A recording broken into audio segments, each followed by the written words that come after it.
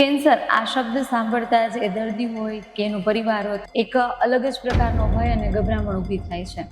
કેન્સરનો જે શબ્દ છે એનો હાવ ડરામણો હોય છે. દર્દીને જ્યારે બી જાણ થાય કે કોઈ પણ કારણસર એને આ બીમારી ડેવલપ થઈ છે અથવા કોઈ પણ કારણ વગર આ બીમારી ડેવલપ થઈ છે, ત્યારે દર્દીના મનમાં એક જાતનો ડર જ આવી જાય છે કે કેન્સર એટલે મારું જીવન કેન્સર. ખાસ જે નવી થેરાપી છે, ટાર્ગેટ થેરાપી અને ઇમ્યુનોથેરાપી, જીનમાં કોઈ વિકૃતિ આવે એટલે એ જીન વિરુદ્ધ જે દવાઓ કામ કરતી હોય એના માટે ડેવલપમેન્ટ આજકાલ સાયન્સમાં થાય છે. એમાં ટાર્ગેટ થેરાપી અને ઇમ્યુનોથેરાપી જે સૌથી લેટેસ્ટ ટેકનિક છે. સર ખાસ કરી કેન્સર બાબતે લોકોમાં અવેરનેસ આવે. પહેલાંના સમયમાં જ્યારે બી આપણે શુદ્ધ વાતાવરણમાં રહેતા, શુદ્ધ ખોરાક લેતા અને સ્ટ્રેસથી દૂર રહેતા, ત્યારે આ બીમારીઓનું બહુ જ ઓછું ઇન્સિડન્સ જોવા મળતું હતું. નમસ્કાર, રાજકોટ મિરરમાં હું છું આપની સાથે જાસ્મીન. કેન્સરનો રોગ અત્યારે ખૂબ જ ગંભીર સમસ્યા બની ગયું છે અને કેન્સર એ જીવલેણ પણ સાબિત થતો હોય છે. ત્યારે કેન્સર બાબતે લોકોએ કેવી રીતે જાગૃતતા રાખવી, કેન્સર એટલે શું છે અને તેને લઈ અને કઈ રીતે લોકોએ ખાસ કાળજી લેવી, તે વિશે આજે આપણે ચર્ચા કરવાના છીએ. આપણી સાથે અત્યારે જોડાયા છે ડોક્ટર જીમી ડઢાણિયા, જેઓ છેલ્લા 7 વર્ષથી cancer specialist as a Sterling હોસ્પિટલમાં દર્દીઓની સારવાર કરી રહ્યા છે. તો સૌથી પહેલા તો સર આપનું સ્વાગત છે. Thank you. સર, કેન્સર આ શબ્દ સાંભળીને જ હર કોઈ ડરતું હોય છે, તો સૌથી પહેલા તો કેન્સર એટલે શું? કેન્સર એટલે આપણા શરીરમાં નાનપણથી લઈ અને જ્યાં સુધી આપણી ઉંમર થાય ત્યાં સુધી હજારો કોષો નવા બને, હજારો જૂના કોષો એ નાશ પામે અને જેમ આ નવા કોષો નિર્માણ પામે, જૂના કોષોની જગ્યા લે અને જૂના કોષો ધીમે ધીમે શરીરમાંથી નાશ પામતા જાય છે. આ પ્રોસેસ દરમિયાન કોઈ બી શરીરના એક એવા સેલમાં જેનો નાશ થવાનો હોય એમાં જીનેટિક વિકૃતિ આવે અને એને કારણે એ સેલ અનિયંત્રિત અને અમર્યાદિત રીતે વિભાજિત થાય અને એના કારણે ધીરે ધીરે એનો સમૂહ બની અને એને ગાંઠ બનાવે અને આ ગાંઠને આપણે કેન્સર તરીકે ઓળખીએ છીએ.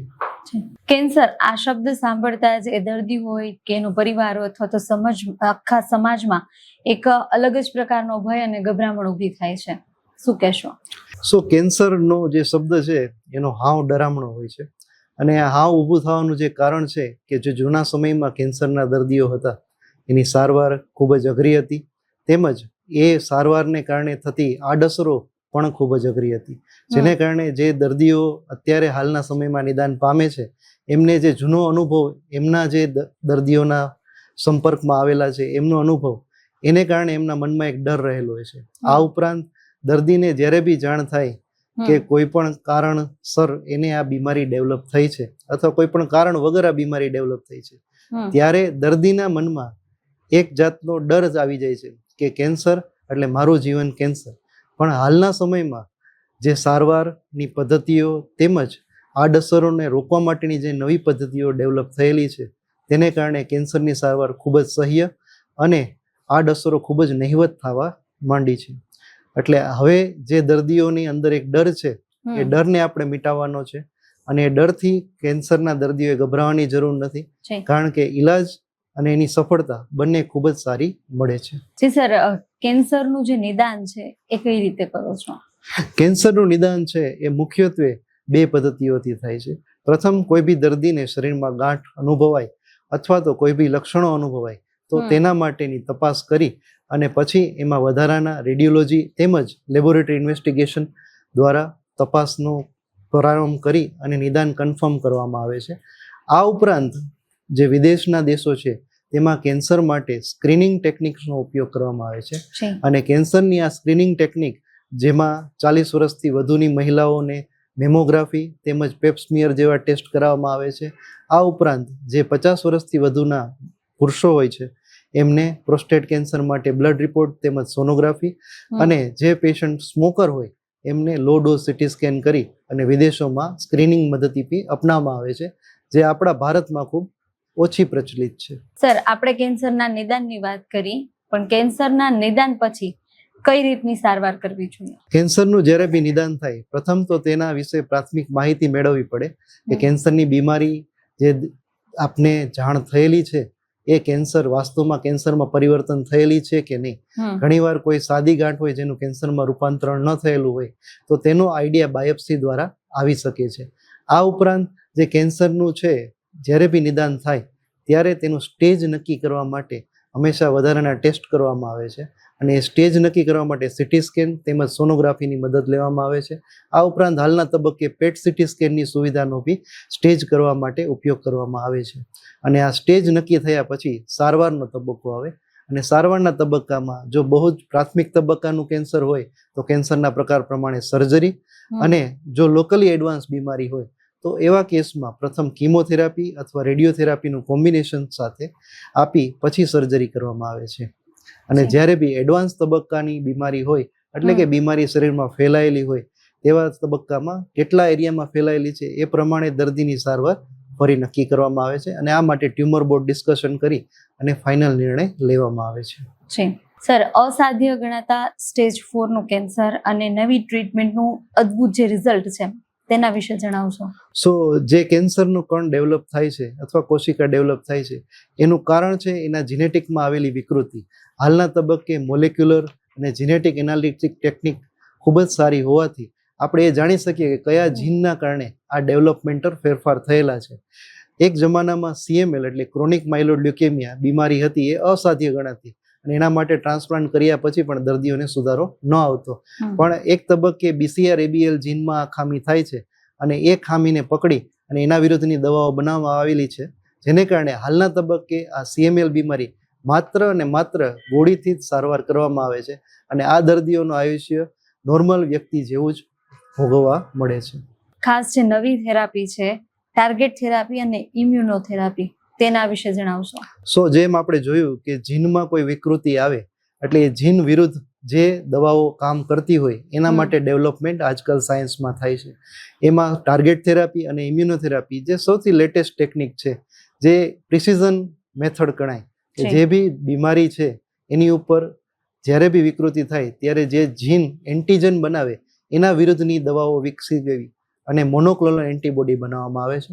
આ મોનોક્લોનલ એન્ટીબોડી જે જગ્યાએ બીમારી છે ત્યાં એન્ટીજન ઉપર ચોંટી જાય અને શરીરના બાકીના ઇમ્યુનિટીની મદદથી તેમજ કીમોથેરાપીની મદદથી આ કણનો નાશ કરે છે અને કેન્સર ઉપર વિજય પામે છે. આ ઉપરાંત જે ઇમ્યુનોથેરાપી છે એ એક એવી થેરાપી છે જે શરીરમાં કોઈ બી જગ્યાએ કેન્સરની કણ કે કોશિકા બને ત્યારે એ શરીરની ઇમ્યુનિટી સેલને બાયપાસ કરીને આગળ વધે છે. અને જે આ ચેક પોઈન્ટ કહેવાય કે જે ઇમ્યુનિટી સેલને બાયપાસ કરીને આગળ વધે છે, એ ચેક પોઈન્ટ ઉપર અસર કરી અને આ જે કેન્સરના કણ છે એને પકડી અને ઇમ્યુનિટી સેલ જે T સેલ હોય એને આકર્ષિત કરી અને કેન્સરના કણનો નાશ કરે છે. અને આ ઇમ્યુનોથેરાપી એ લેટેસ્ટ થેરાપી છે જેનાથી ઘણા બધા અસાધ્ય કેન્સરના રોગોમાં એક લાંબુ આયુષ્ય દર્દીને મળી શકે છે. સર, વર્લ્ડની જે નવી ટ્રીટમેન્ટ છે એ ભારત અને ખાસ કરી સૌરાષ્ટ્રમાં શું ઉપલબ્ધ છે? સો જે આ નવી ટાર્ગેટ થેરાપી છે તેમજ ઇમ્યુનોથેરાપી છે અને આ ઇમ્યુનોથેરાપી તેમજ ટાર્ગેટ થેરાપી હાલના તબક્કે અમારા સ્ટર્લિંગ ખાતે અમે ઘણા દર્દીઓમાં સારવાર આપીએ છીએ અને એના અદ્ભુત રિઝલ્ટ અમારા ઘણા દર્દીઓને મળેલા છે. આ ઉપરાંત નવી અમુક જે સારવાર છે જેમાં CAR-T સેલ થેરાપી છે જે અમારા સ્ટર્લિંગ અમદાવાદ ખાતે ઉપલબ્ધ છે અને આ થેરાપી જે શરીરના પોતાના કણ છે એમાંથી ઇમ્યુનિટીને તારવી અને જે બીમારી છે એના એન્ટીજન વિરુદ્ધ શરીરના ઇમ્યુનિટી સેલ્સને લડવા માટે પ્રેરિત કરી અને એક એવી આર્મી બનાવે કે જે એ એન્ટીજન વિરુદ્ધ કામ કરે એને રીઇન્ફ્યુઝ કરી અને આ CAR-T સેલ થેરાપી ઉપયોગ કરવામાં આવે છે. અને આ બધી થેરાપી જે ફોરેનમાં છે એ હાલના તબક્કે ઇન્ડિયામાં પણ અવેલેબલ છે. જી સર, ખાસ કરી કેન્સર બાબતે લોકોમાં અવેરનેસ આવે તેને લઈને શું મેસેજ આપશો? સો કેન્સરમાં 3 વસ્તુઓ છે. પ્રથમ વસ્તુ છે પ્રિવેન્શન. પ્રિવેન્શન એટલે કોઈ બી વસ્તુ ડેવલપ ન થાય એના માટેની કોશિશ. પહેલાના સમયમાં જ્યારે બી આપણે જો શુદ્ધ વાતાવરણમાં રહેતા, શુદ્ધ ખોરાક લેતા અને સ્ટ્રેસથી દૂર રહેતા ત્યારે આ બીમારીઓનું બહુ જ ઓછું ઇન્સિડન્સ જોવા મળતું હતું. પરંતુ હાલના તબક્કે આપણી લાઈફસ્ટાઈલ તેમજ સ્ટ્રેસના કારણે આ વસ્તુઓ વધે છે. એટલે આ વસ્તુઓમાં પ્રિવેન્ટિવ સ્ટ્રેટેજીમાં હંમેશા લાઈફસ્ટાઈલ સુધારવી જોઈએ તેમજ સ્ટ્રેસ ઓછો કરવો જોઈએ. આ ઉપરાંત રોજ નિયમિત પ્રમાણમાં વ્યાયામ કરવો જોઈએ અને શરીરને કસવું જોઈએ અને શરીરમાં ઓબેસિટી જે જાડાપણું, મેદસ્વીતાપણું કહેવાય એને ઓછું રાખવું જોઈએ અને સૌથી અગત્યનું વ્યસનોથી દૂર રહેવું જોઈએ જે કેન્સરના 60% કેસમાં કારણભૂત હોય છે. જી સર, કેન્સર વિશેની ગેરમાન્યતા લોકોમાં શું હોય છે? સો કેન્સર વિશે ઘણી બધી ગેરમાન્યતાઓ છે, જેમાં મુખ્ય ગેરમાન્યતા છે કે કેન્સરના દર્દી સાથે રહેવાથી શું કેન્સર થઈ શકે છે? તો આ સદંતર ખોટી માન્યતા છે. કેન્સરના દર્દી સાથે રહેવાથી કોઈ બી પ્રકારનો રોગ બીજા દર્દીના સંપર્કમાં આવેલા લોકોને થતો નથી, અને આ માન્યતાઓનું સદંતરપણે ખંડન કરીએ છીએ આપણે. બીજી ગેરમાન્યતા છે કે જે દર્દીઓ કે જે બી વ્યક્તિઓ છે એને વ્યસન હોય તો જ કેન્સર થાય.